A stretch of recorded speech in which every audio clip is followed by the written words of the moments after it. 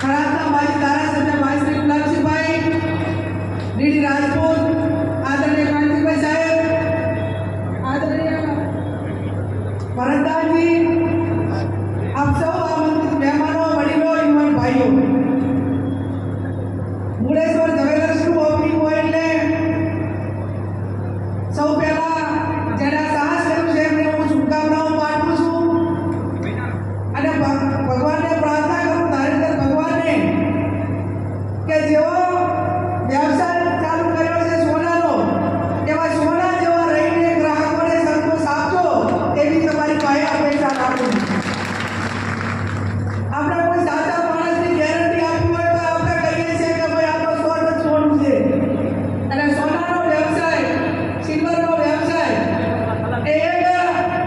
એની સાથે સૌથી વધારે મહિલાઓ સંકળાયેલી હોય છે. તો મહિલાઓ આ ધંધામાં સૌથી મોટી કસ્ટમર હોય છે. તો એમનામાં